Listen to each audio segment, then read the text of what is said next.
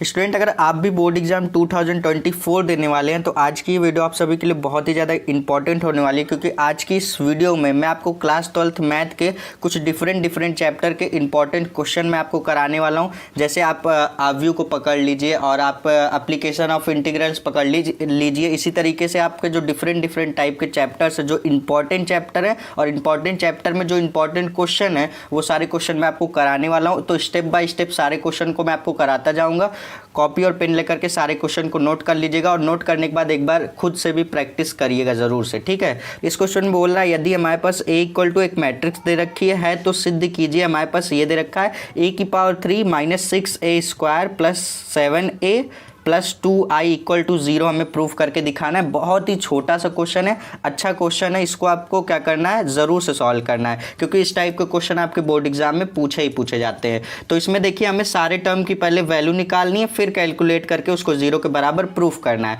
तो देखो आपके पास a दे रखा है तो आप पहले क्या करोगे, a क्यूब नहीं निकालोगे, पहले आप a स्क्वायर निकालोगे। जब आप a स्क्वायर निकाल लोगे फिर उसमें a से मल्टीप्लाई करोगे तो a स्क्वायर इंटू a मिल करके a क्यूब बन जाता है। तो हम पहला काम क्या करेंगे, जब भी आपको कोई बोले a इक्वल टू एक मैट्रिक्स दे करके बोले कि a क्यूब निकालो तो a क्यूब डायरेक्ट नहीं निकलेगा, पहले आप a स्क्वायर निकालोगे फिर उसमें a का मल्टीप्लाई करके a क्यूब निकालोगे। तो यहाँ पे हम करेंगे क्या, पहले a स्क्वायर निकालेंगे। a स्क्वायर क्या होता है सर, a इंटू a अगर हम करते हैं तो क्या मिलता है हमारे पास, a स्क्वायर हमें मिलता है, ठीक। तो a इंटू a का मतलब हम इस वाली मैट्रिक्स को इसी वाली मैट्रिक्स से क्या करेंगे, मल्टीप्लाई। तो इस वाली मैट्रिक्स को मैं 2 बार लिखता हूँ, फिर करते हैं हम इसका मल्टीप्लाई।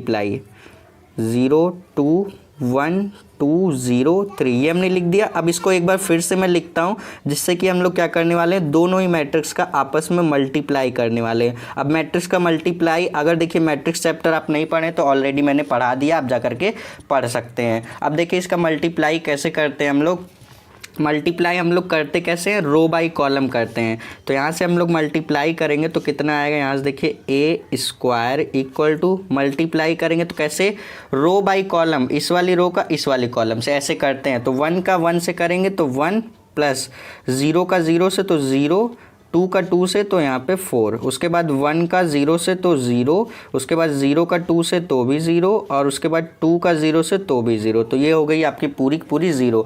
उसके बाद आप क्या करेंगे, 1 का 2 से तो 2 प्लस 0 का 1 से तो 0 और 2 का 3 से तो हमारे पास 6 आ गया, ठीक। तो इसी तरीके से सारा हमें करना है, ठीक। अब आप एक एक करते हुए सारी चीज़ें देखते जाइए। अब 0 का फिर 1 से तो 0, 2 का 0 से तो भी 0 और 1 का 2 से तो 2 आ गया हमारे पास। उसके बाद 0 का 0 से करिए तो 0, 2 का 2 से करिए तो 4 और 1 का 2 से करिए, 1 का 0 से करिए तो आपके पास 0 आ जाएगा, ठीक।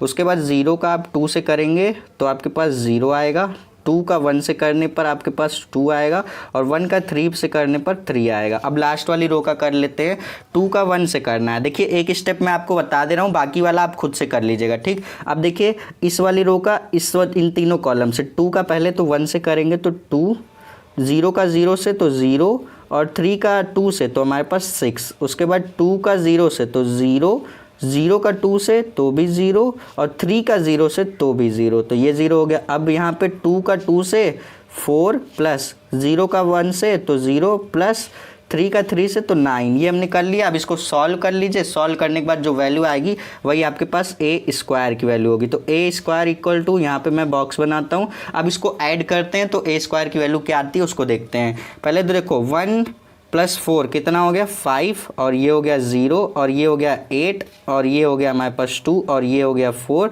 और ये हो गया 5, ये हो गया हमारे पास 8 और ये 0 और ये हमारे पास कितना हो गया 13। तो ये हमारे पास आ गई a स्क्वायर की वैल्यू।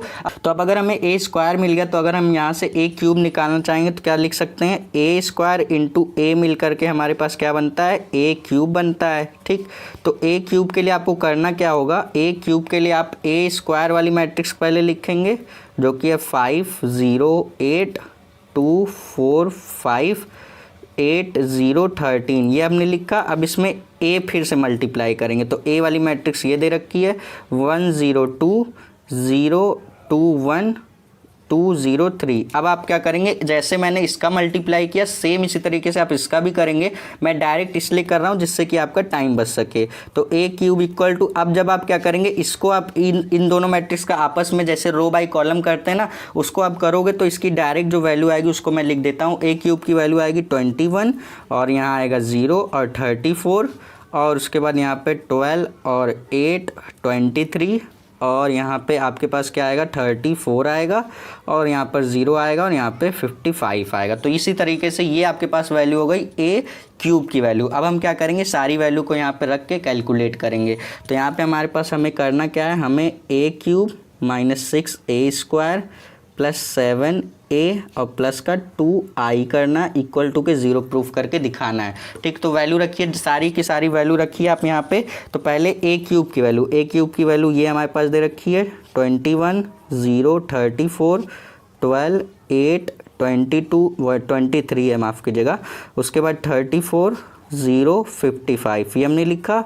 अब इसमें क्या करेंगे, -6a² हमने लिया हुआ है। अगर आप इसी में पूरी मैट्रिक्स में अगर आप 6 से मल्टीप्लाई कर देंगे तो 6a² आ जाएगा। तो लिखा माइनस, अब a² लिखा है, इसी को आप a² के प्लेस पे इसमें 6 से मल्टीप्लाई करके सारा लिखो। जैसे 6 का आप 5 से करोगे तो क्या आएगा आपके पास 30 आएगा, तो 30 लिखा। 0 से करोगे तो 0 आएगा। इसी तरीके से सारा करना है। उसके बाद आएगा 48, उसके बाद आएगा 12 2 से करने पर, उसके बाद 24 आएगा किससे 4 से करने पर, फिर 5 से करने पर 30 आएगा, फिर 48 आएगा 8 से करने पर, 0 से करने पर 0 आएगा और यहाँ पे 78 आएगा। ठीक, ये कर दिया 6a² की वैल्यू प्लस यहाँ पे लिखेंगे 7a मतलब आपके पास a दे रखा है, ये देखो क्वेश्चन में a दे रखा है, इसमें 7 से मल्टीप्लाई कर दो तो 7a आ जाएगा। तो 7 से मल्टीप्लाई करोगे तो क्या आएगा, तो यहाँ पे देखो मैं मल्टीप्लाई करके लिख रहा हूँ। 7 आएगा, 0 आएगा, 14 आएगा, 0 आएगा, 14 आएगा और 7 आएगा, फिर 14 आएगा और 0 आएगा और 21 आएगा। ये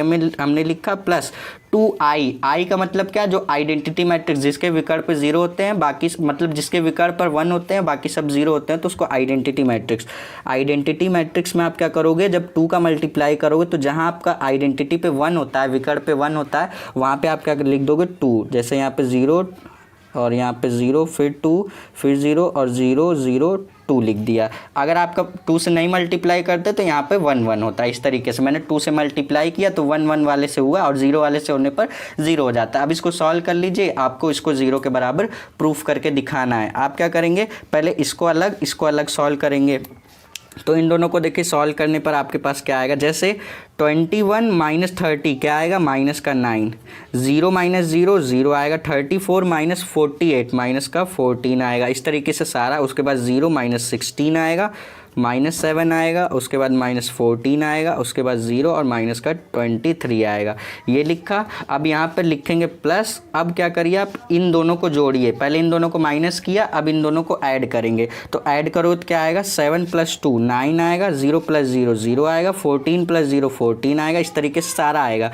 0 16, उसके बाद आएगा 7 और उसके बाद आएगा 14 और वहाँ पे उसके बाद आएगा 0 और 23 आएगा। अब आप एक चीज़ नोटिस करो कि जो वैल्यू यहाँ पर माइनस में है वही वैल्यू यहाँ पर प्लस में है। तो माइनस प्लस मिल करके, जैसे -9 + 9 मिलके 0 हो जाएगा। तो ऑलमोस्ट जितने भी वैल्यू हैं सारी 0 हो जाएंगी। तो ये एक 0 मैट्रिक्स बन जाएगी। तो इसको आप 0 मैट्रिक्स बना करके भी लिख सकते हैं या फिर इसको आप एक बार 0 कह सकते हैं। तो ये आपके पास हो जाएगा इस क्वेश्चन का फाइनल आंसर। हमें यही प्रूफ करके दिखाना था इस क्वेश्चन में। आई होप कि आपको क्वेश्चन समझ में आया होगा। थोड़ा सा लॉन्ग क्वेश्चन था। अब चलते हैं नेक्स्ट क्वेश्चन की तरफ।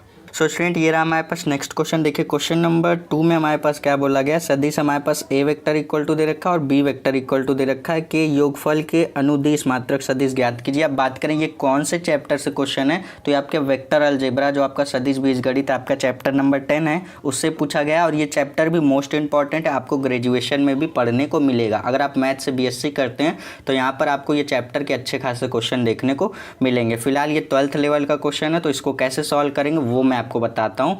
हमें क्या पूछा गया, इसका मात्रक सदिश ज्ञात कीजिए। अब मात्रक सदिश के लिए एक फॉर्मूला होता है, लेकिन फॉर्मूला लगाने से पहले हम इसको थोड़ा सा सॉल्व करेंगे। हमें करना क्या है, बोला गया A vector equal to B vector equal to दे रखा और योगफल के अनुदिश, यानी कि पहले इसको जोड़िए, उसके बाद मात्रक सदिश का जो फॉर्मूला होता है उसको लगा करके इसको सॉल्व कर दीजिए।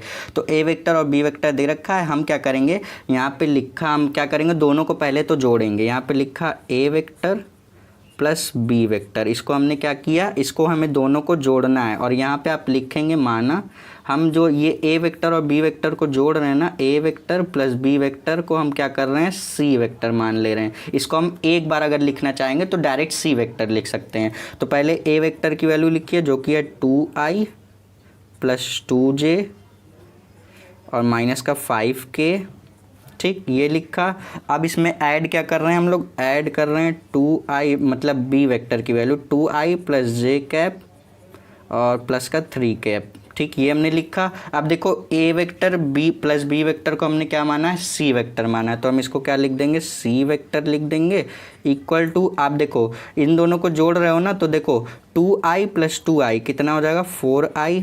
उसके बाद यहाँ पे देखो प्लस, यहाँ पे लिखेंगे हम लोग क्या, यहाँ पे हम लोग लिखेंगे प्लस 2j प्लस j कितना हो जाएगा, 3j, ठीक। उसके बाद क्या लिखेंगे, माइनस, यहाँ पे देखो 5k और प्लस 3k, तो क्या आएगा, माइनस का 2k कैप आएगा, ठीक। ये हमने क्या निकाल लिया, ए वेक्टर प्लस बी वेक्टर का हमने क्या निकाल लिया, सम निकाल लिया, जिसको हमने सी वेक्टर मान लिया। अब यहाँ पे हमें मात्रक सदिश इसका निकालना है, तो हम क्या करेंगे, मात्रक सदिश के लिए हमारे पास फॉर्मूला होता है, जैसे यहाँ पे सी की बात कर रहे हैं तो यहाँ पे फॉर्मूला होता है मात्रक सदिश के लिए, C cap equal to C vector upon में मॉड ऑफ सी वेक्टर, ठीक। ये हमारे पास होता है किसके लिए, मात्रक सदिश के लिए। अगर आपके पास ए वेक्टर के लिए बोला गया है मात्रक सदिश निकालने के लिए, तो आप ए वेक्टर यहाँ पे सी की जगह पे ए वेक्टर लिख सकते हैं। बी के लिए बोला गया तो आप बी वेक्टर लिख सकते हैं। तो ये होता है आपका, मतलब ये आपका किसके लिए, मात्रक सदिश के लिए फॉर्मूला होता है। नोट करना चाहते हैं तो नोट भी कर लीजिएगा, क्योंकि इस पर बेस्ड आपसे क्वेश्चन पूछे जाते हैं एग्जाम में।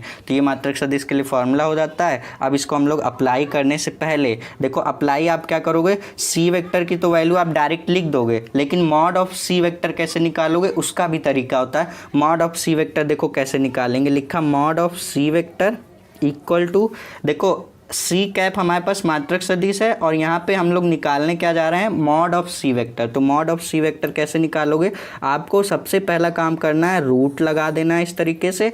उसके बाद आपको करना क्या है, जो आपका जो वेक्टर आया हुआ है, जो भी आपको वेक्टर दिया गया है, ए वेक्टर दिया गया है, बी वेक्टर दिया गया है, सी वेक्टर दिया गया है, जो भी वेक्टर दिया गया है उसका करना क्या है, उसके आपको क्या करना है, कोफिशिएंट i j k के क्या करना है आपको, कोफिशिएंट यानी कि गुणांक का क्या करना है आपको, लेकर के उसका स्क्वायर कर देना है। जैसे यहाँ पे सी वेक्टर दिया गया है तो पहले आई का गुणांक लीजिए जो कि है 4 और इसका होल स्क्वायर कर दीजिए, फिर लगाइए प्लस, फिर जे का देखिए क्या आपको विथ साइन लेना है, ये बात याद रखिएगा।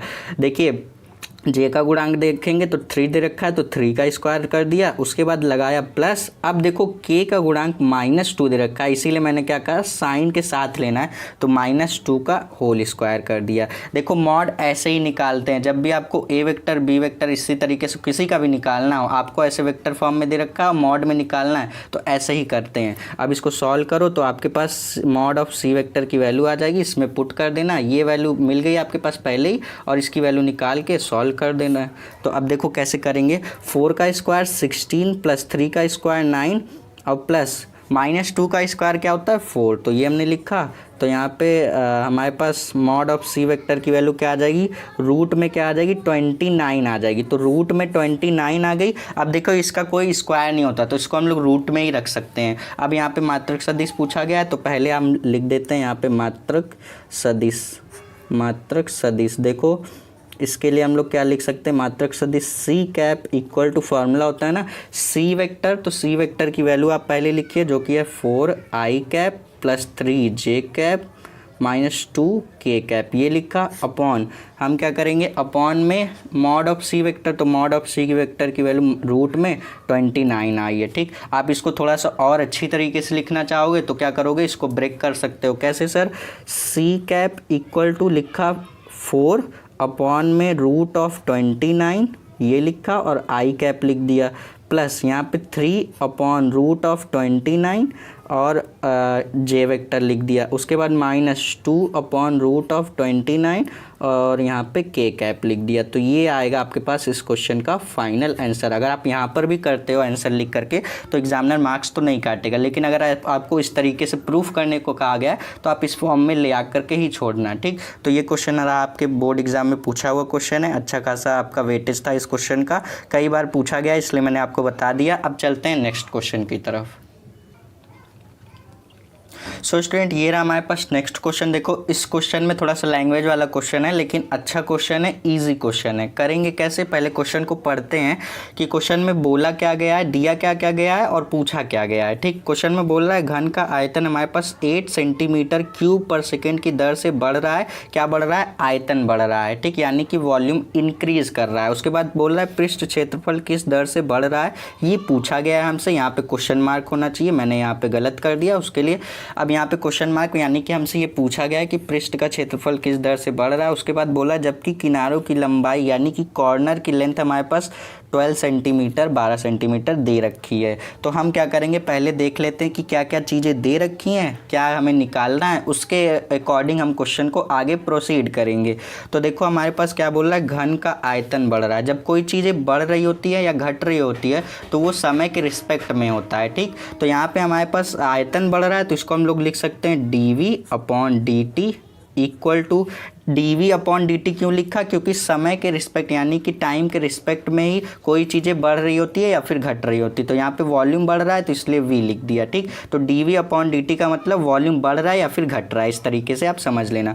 हमारे पास कितनी दर से बढ़ रहा है, 8 सेंटीमीटर क्यूब पर सेकेंड की दर से हमारे पास इसका आयतन बढ़ रहा है। उसके बाद हमारे पास क्या बोला गया, किनारों की लंबाई। तो किनारों की लंबाई को ज़्यादा कुछ तो नहीं, हम मान लेते हैं a इक्वल टू किनारों की लंबाई है जो कि 12 सेंटीमीटर दे रखी है। तो ये दो ही चीज़ हमारे पास क्वेश्चन में दे रखी है। पूछा गया है हमसे, क्या पूछा गया है, पृष्ठ क्षेत्रफल किस दर से बढ़ेगा, ये हमसे पूछा गया। क्वेश्चन को सॉल्व करने से पहले देखो डायरेक्ट तो ये क्वेश्चन सॉल्व नहीं होगा, लेकिन आपको क्या करना पड़ेगा, इस पर पहले तो फॉर्मूला अप्लाई करना पड़ेगा। हम क्या करेंगे, पहला फॉर्मूला इस पर अप्लाई करेंगे, घन का आयतन वाला। आप सभी को अगर नहीं मालूम तो मैं आपको बता देता हूँ, सबको मालूम होगा, जिसको मालूम है अभी तक कमेंट कर दिया होगा वीडियो को स्टॉप करके। घन का आयतन, आयतन किसी का भी हो, दिखाते उसको v से ही है, तो v equal to a cube होता है। घन का आयतन क्या होता है, a क्यूब होता है। जब हमने घन का आयतन ले लिया v equal to a cube, तो अब हम क्या करेंगे, इसको डिफ्रेंशिएट करेंगे t के रिस्पेक्ट में। तो dv/dt equal to a cube का करोगे तो 3a², उसके बाद a का करोगे तो dA/dt हो जाएगा। ठीक, ये हमने निकाल लिया।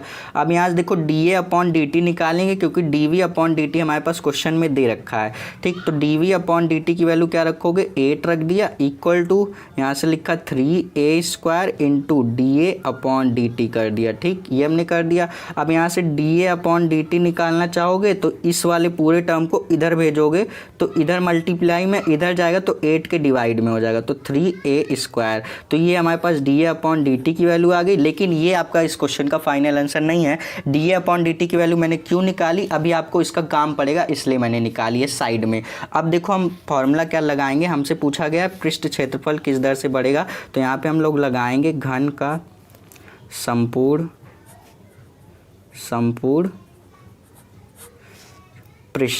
पृष्ठ यानी कि बोले तो सरफेस को s से दिखाते हैं, जिसके लिए फॉर्मूला होता है 6a²। ये हमारे पास किसके लिए, घन के संपूर्ण पृष्ठ के लिए फॉर्मूला होता है। अब ये फॉर्मूला दे रखा है तो इसको भी t के रिस्पेक्ट में इंटीग्रेट करते हैं, तो ds/dt हो जाएगा s का करने पर।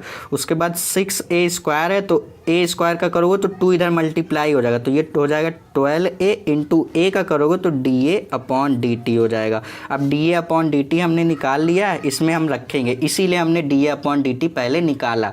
ठीक, अब यहाँ से dA/dt रखो, निकालोगे तो आपका ds/dt यानी कि पृष्ठ क्षेत्रफल किस दर से बढ़ रहा है वो आ जाएगा। ठीक, इक्वल टू, अब यहाँ से लिखा 12 इंटू ए के प्लेस पे हम ये लिखेंगे क्योंकि ए की वैल्यू दे रखी है 12 सेंटीमीटर, इंटू dA/dt की वैल्यू हम लोग क्या रखेंगे, ये रखेंगे जो कि है 8 अपॉन में क्या दे रखी है 3 इंटू ए स्क्वायर है। ए स्क्वायर का मतलब ए की वैल्यू रखोगे तो 12 का स्क्वायर, यहाँ से 12 का स्क्वायर कर दिया। देखो 3a स्क्वायर था तो ए की वैल्यू रखा तो 12 का मतलब 12 स्क्वायर हो गया।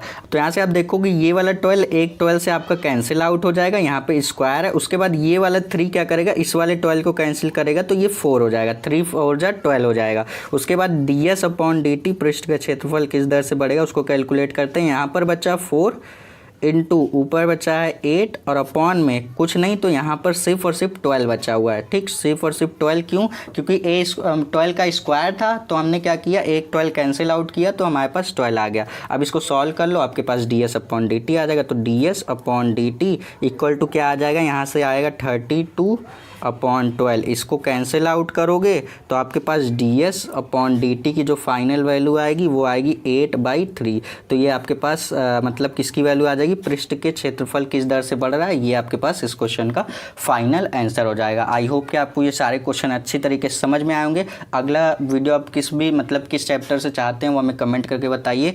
इसी तरीके से डिफरेंट चैप्टर के हम लोग करते रहेंगे और कभी कभी मैं आपको वन शॉट दूंगा जिसमें आपको पर्टिकुलर किसी एक चैप्टर की ही हम लोग बात करेंगे और एक ही चैप्टर के उसमें क्वेश्चंस को सॉल्व करेंगे। अब मिलते हैं नेक्स्ट वीडियो में, तब तक के लिए पढ़ते रहिए। All the best.